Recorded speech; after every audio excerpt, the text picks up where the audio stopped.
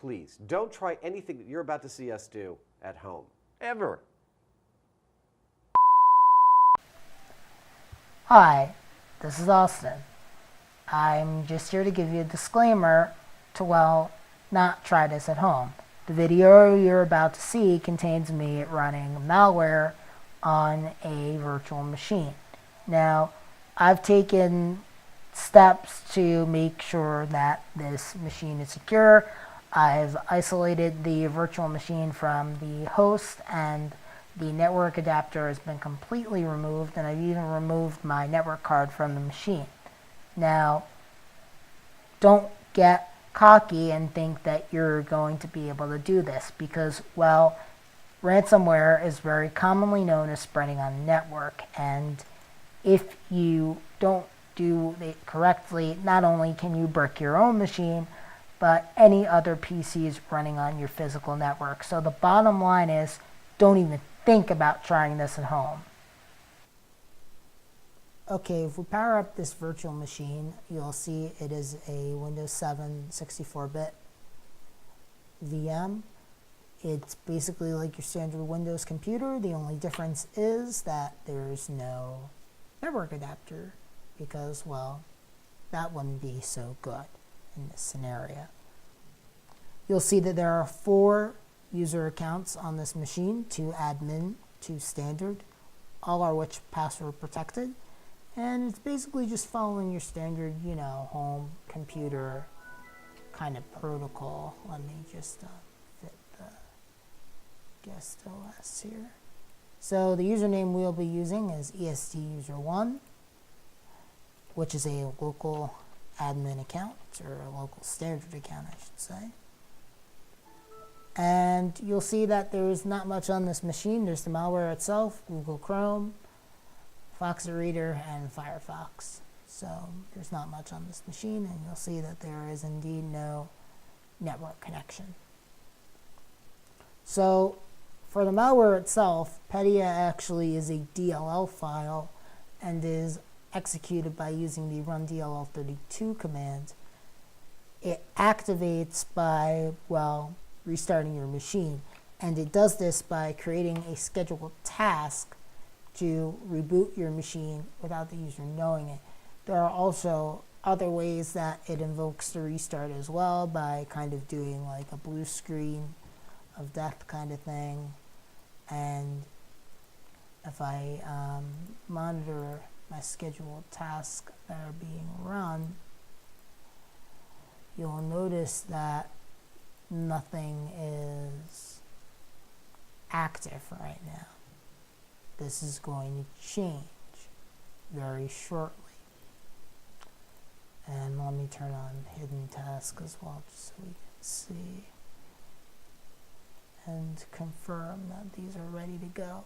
So the malware itself, if we run it, it will ask for administrator permission. Now, if I click no, it's not going to do anything, and it still can't harm the machine. But this does need administrator permission, so let me enter in the password. And actually, I'll keep the task scheduler up so we can maybe see it invoke that restart. So let's do this, and this is the last time you will see Windows 7 on this machine. So when we run it, it immediately creates a scheduled task and it shuts down the machine. Now your computer restarts and it says it's doing a check disk. Now check disk is a legitimate program, but this is a fake version that Microsoft has. Now if I powered off my machine right now and plug this hard drive into a recovery system, my data could possibly be recovered. But if I let this go, and by the way, this is going to flash a little bit, so maybe don't work just with the lights off. You'll get this thing that says press any key, and it just says that you have become a victim of the ransomware. So the Tor page is probably taken down at this point. There are some tools out there that can recover your data. I think I haven't tested a lot of them before to see if they work. But the other thing about this ransomware is you cannot get back into Windows because it has infected the master boot record. So if I shut down the machine and I turn it back on, it'll just go right back into the press any key and say that it is the ransomware. So there's nothing you can pretty much do. Your system is pretty much screwed. If I were you, I would indeed get another hard drive just to play it safe, because you never know what could be lurking around. And again, it's better to be safe than sorry. It really is. So that's it. And that's it for the virus and the malware portion of the project. We'll get into some other things such as common scammer tactics at this point. Okay, now we're going to get into the scamming side of security and keeping your computer safe. And I'm going to go over some basic things that tech support scammers will do to kind of trick you and also kind of make their machine yours or your machine theirs. So first thing we're going to do is open up a simple command prompt window, and we're going to do the command tree. Now, yeah, it looks harmless, right? But if I change this to the C drive and run the tree commands now, they just say, oh, it's doing a virus scan and making sure that it's scanning for viruses. And for some people, they're actually going to look at this and think it's actually doing it. But no, tree is actually a legitimate Windows command. There's no problem with it. All it does is it lists a tree of your current directory that you're in. So in this case, it's my user profile command, or my user directory.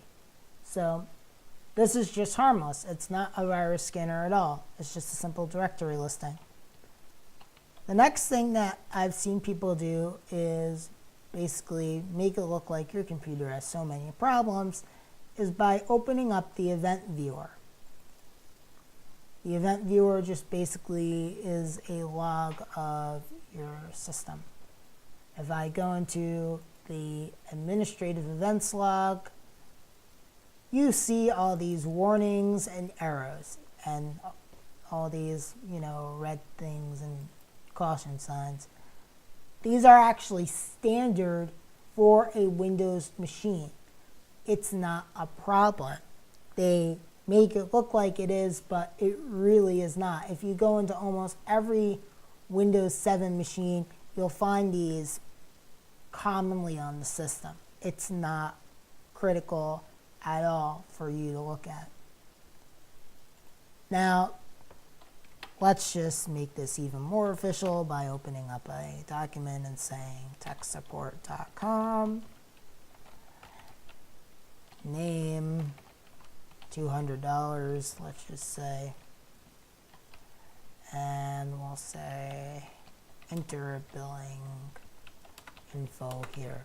Most of the time, all of when they're doing like your payment, they do this in Notepad. And in my opinion, if they're doing this in Notepad and they don't have an official form for you to sign, it's pretty bogus already. I mean, who's going to use Notepad to get you to get their billing info? Like, it's sad. You don't do that. So to make sure that you pay and to make sure that you do come back in case they can't do what they want you to do, or you kind of figure things out, there's a way that they make your computer theirs. And that is simply by creating a startup password on the machine. Now, this is not a BIOS password. This is a startup password to actually get into the Windows operating system itself. And they do this using a program called syskey, also known as the SAM lock tool. So this basically allows you to encrypt your Windows system and allow it to basically create a startup password that is not a BIOS password. So I will create a password here. And by the way, if you see this, you need to try and stop them from getting into this at any cost, and you'll see why. If I change this machine and I shut it down for the day, you'll notice that everything is normal. It just goes through a basic Windows shutdown and there's no problem at all. The problem occurs when we reboot the Windows machine. So you saw me enter that password ago, and well, that password is the Windows account database password. Now, what that basically is your usernames, any other usernames that are on the machine, your Windows passwords, all of that is stored on the SAM. Now, you'll notice the Windows boot up screen is normal. You get the regular starting Windows, nothing occurs. The problem occurs when you get here. You'll get this Windows box that says startup password. This computer is configured to require a password in order to start up. Please enter that password below. Now, if I enter anything, nothing will happen. You know, it's looking for that password. And the only option you have is to restart your machine. Now, you can get around this by wiping your partition and recovering and reinstalling Windows, but you're going to lose all your files because you're not going to be able to restore anything from a system image because your account is basically locked. Your computer is basically locked. And if you don't pay up, well, you're pretty much screwed. Now, Windows 10, unfortunately, in their most recent updates, have taken out the syskey program to hopefully prevent this from happening to more and more people. And, you know, if you have the password for the syskey, let's say you have like a keylogger installed and you were remotely managing the system, if I enter in the passcode, Windows boots up just fine and you go to the Windows welcome screen.